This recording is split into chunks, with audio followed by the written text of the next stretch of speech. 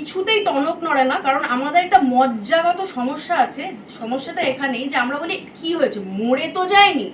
তাই যে মানুষটা মরে না গিয়ে গলা তুলছে সবাই বলছে আগে কেন বলেনি। এই প্রশ্নগুলো আর করা যায়, প্রশ্নগুলো করা হবে যে আগে কেন বলেননি, এখন কেন বলছেন, কি আখের গোছাবেন।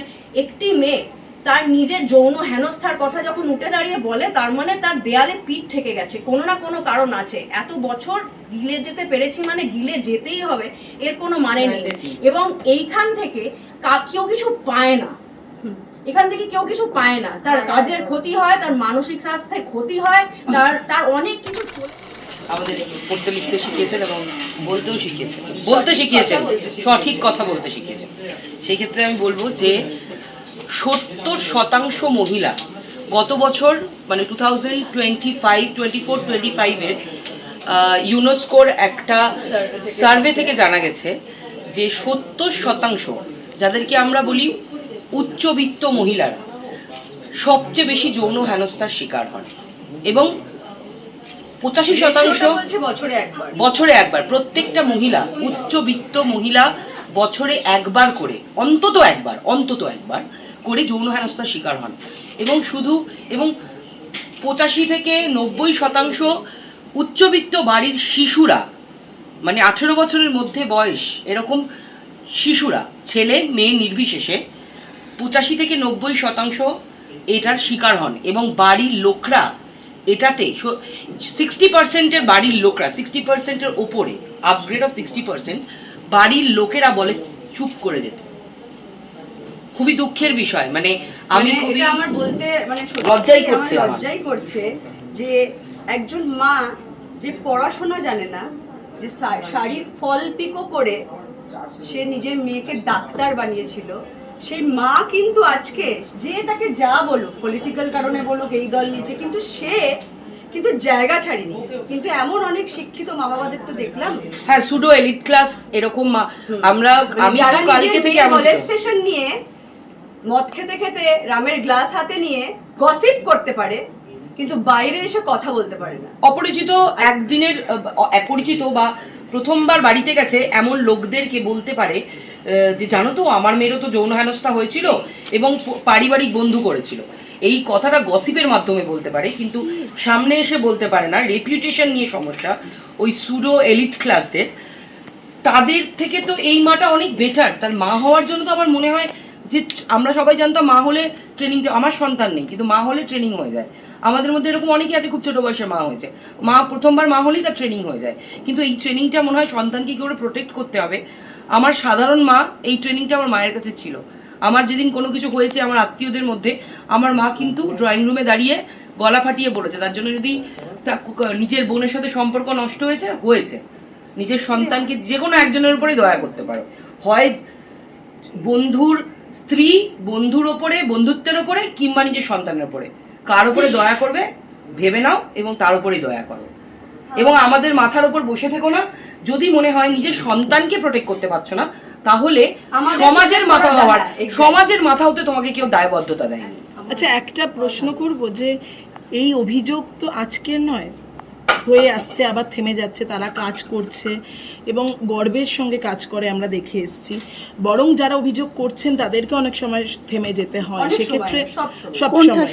হ্যাঁ, তো সেক্ষেত্রে টলিউডের কোনো কমিটি এটা কতটা প্রয়োজনীয় এই সময়, অন্তত যারা কাজ করবে, মানে জাস্ট নামে কমিটি নয়, যারা কাজ করবে এবং সত্যিকারের কথা বলার সাহস পাবে। কাজ হারানোটা তো সত্যি একটা ভয়। খুব গুড পয়েন্ট তুমি বলেছো, যেটা মনে হয় যে একদম মানে শর্টে ক্ল্যারিটি দিতে পারবে বেনি। যেটা একটু আগেও অঙ্কিতা বলছিল যে চা খেতে গেলাম বা কোনো একজন ডিরেক্টর চট করে একটু নিজের বেডরুমে বাড়িতে ডেকে নিলেন। সো এইগুলো না কোনো কর্পোরেট সেক্টরে সচরাচর হতে দেখবেন না, কারণ ওদের একটা ইনফ্রাস্ট্রাকচার রয়েছে। যেটা সবচেয়ে বড় আমাদের গোড়ায় গলদ, সেটা হচ্ছে আমাদের ইন্ডাস্ট্রিটা ইজ আ মুখে বলা industry. It is actually not an organised sector or a regulated sector. এখানে কোনো নিয়ম নেই, এখানে কোনো HR নেই, এখানে কোনো প্রভিডেন্ট ফান্ড নেই, এখানে কোনো গ্র্যাচুইটি নেই।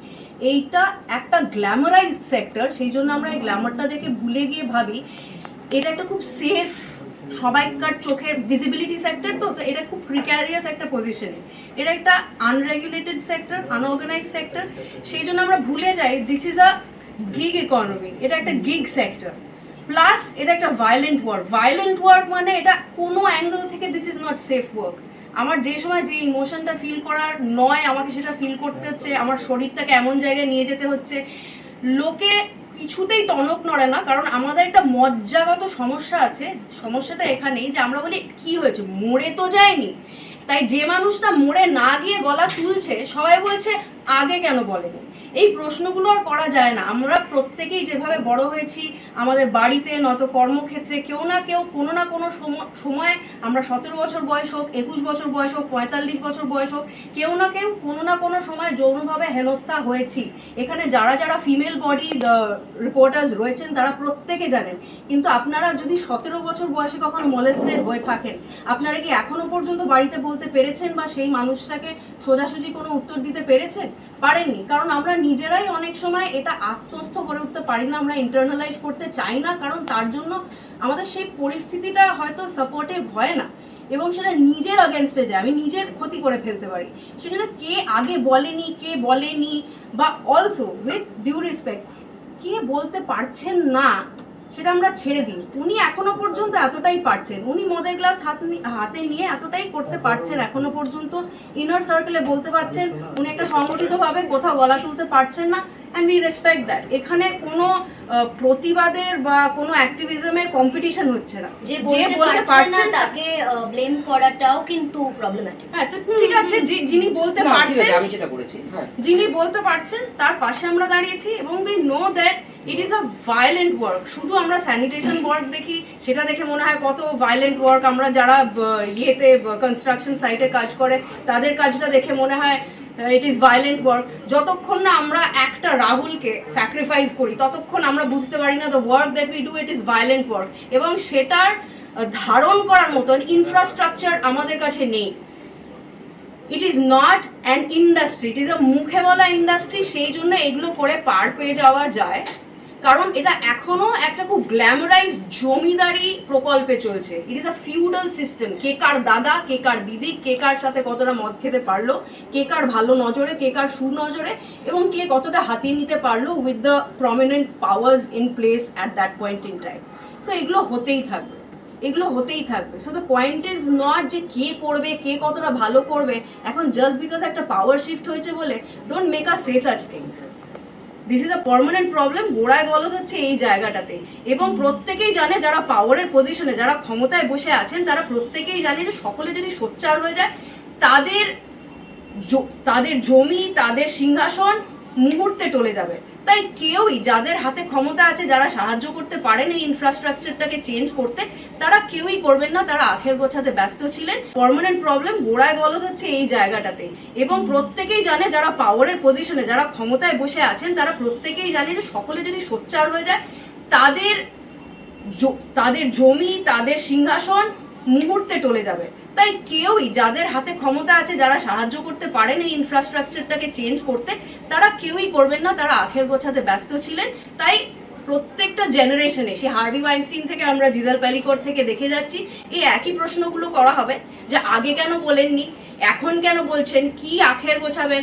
একটি মেয়ে তার নিজের যৌন হেনস্থার কথা যখন উঠে দাঁড়িয়ে বলে, তার মানে তার দেয়ালে পিঠ ঠেকে গেছে, কোনো না কোনো কারণ আছে। এত বছর গিলে যেতে পেরেছি মানে গিলে যেতেই হবে, এর কোনো মানে নেই। এবং এইখান থেকে কেউ কিছু পায় না, এখান থেকে কেউ কিছু পায় না। তার কাজের ক্ষতি হয়, তার মানসিক স্বাস্থ্যের ক্ষতি হয়, তার অনেক কিছু চলে যায় জীবনে। I have been there, done that, and I know এখান থেকে কোনো গ্ল্যামার, এক্সট্রা কোনো অ্যাটেনশন পাওয়ার নেই। The kind of question that people ask which you mistake for attention, these are not very dignified question. একটু আগেই একজন জিজ্ঞেস করলেন না আগে কেন বলেননি, এই প্রশ্নগুলো পেতে না কারোর অ্যাটেনশন সিকিং টেন্ডেন্সিতে কেউ এইগুলো জিজ্ঞেস করেন না। তো আমার মনে হয় এগুলো সেন্সিটিভিটির অভাব থেকে আসে, এবং এগুলো বোধহয় অভিনেত্রীদের বলা যায়, কারণ আমরা আমাদের ইমেজগুলোকে বেচি। তো আমরা আমাদের ইমেজগুলো দিয়ে কিছু ইমোশন পৌঁছে দিই। আপনারা ইমেজ আর ইমেজের পেছনের মানুষটাকে একই সঙ্গে অ্যাভেলেবল মনে করে নেয়। সেই জন্য এই ধারণাগুলো এখনো বলা যায়, বলে পার পেয়ে যাওয়া যায়। আই থিঙ্ক বলা যায় না, মানে নর্মালাইজ করা হয়েছে বলে বলা যায়, বলা অ্যাকচুয়ালি যায় না, বলা উচিত নয়। কিন্তু প্রতিটা মানুষ যদি নিজের জায়গা থেকে না ভাবে তাহলে আমি জানি না, তাহলে হয়তো কোনো উন্নতি হবে না সমাজের, বা আমাদের মনুষ্য জাতি হিসেবে হয়তো একটা ম্যাসিভ ফেলিয়ার আমরা